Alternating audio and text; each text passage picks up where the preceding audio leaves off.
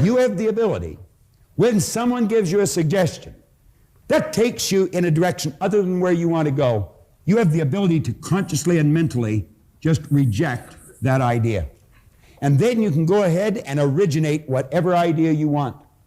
Now, as long as an idea is in your conscious mind, it'll have absolutely no effect on your physical body or what you're doing. No effect at all.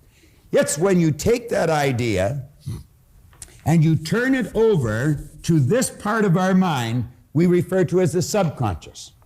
It could be called universal intelligence. It's called by many different names. Superconscious. There's about 150 some names you can put on here. The early Greeks referred to this part of our personality as the heart. You see, they pointed out that as you think in your heart, so are you. Do you know that side of your personality has no ability to reject an idea? Absolutely none. Whatever idea comes in and goes in here instantly is manifest in that physical body of yours. Now, you get ideas from outside, we instantly let them come in here and we act on them. I want you to take your hand and hold it up like that for a moment.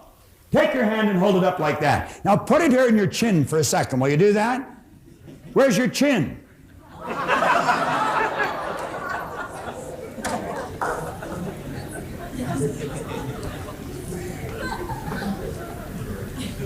Why did you put your hand here? Do you know why you put your hand there? Because I put my hand there. You said, well, that's what you said to do. I'm going to suggest you weren't thinking. I'm going to suggest you just let that idea go right into your subconscious and you automatically acted on the idea. If I said, follow me, I'll show you how to win. Are you just going to follow me?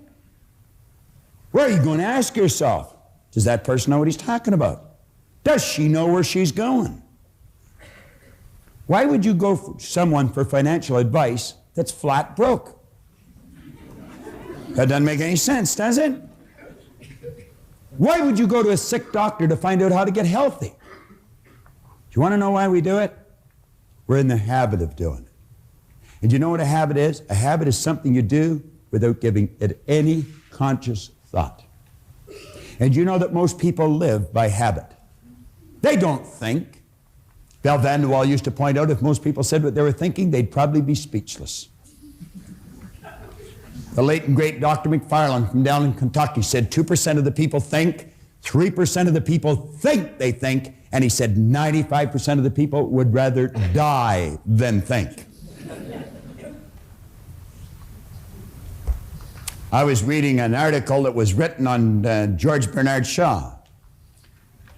And the author was reporting that Shaw one time said the average person thinks 2 or 3 times a year. He said, I've gained an international reputation of myself thinking 2 or 3 times a week. You know, there would be some people, that's the only time they ever originate a creative thought in their life, when they meet some kind of a catastrophe like that. And you know, that's true. That is the truth. That's the only time when their back is right against the wall that they'll think of something different. What's a different way to do what you do? What's a better way to do what you do?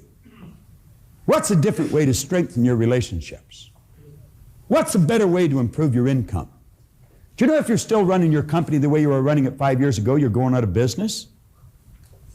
That's true. You've got to do it different. And by that I mean you've got to do it better. You've got to become more effective.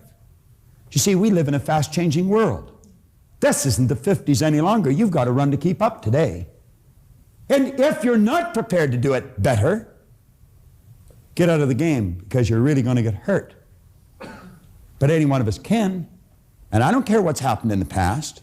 You might have been losing right up to this moment, but there's no point from this moment on doing it. You see, I blew it until I was 26, but as Ray said to me, you've already paid for that.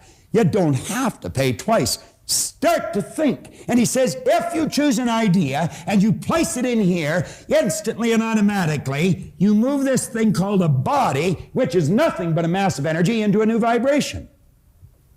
That causes it to act different. You see, the action is caused by the vibration. If you're entertaining a negative idea, and this is the emotional mind, by the way, and you let yourself get emotionally involved in the negative idea, you instantly move your body into a negative vibration. There can be no intelligent action come from a negative vibration, ever.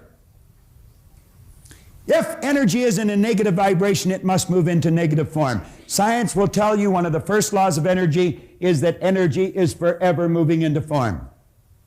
And you know what religion calls this? They call it prayer. Prayer is the movement that takes place between spirit and form with and through an individual. Do you know most people are praying for what they don't want?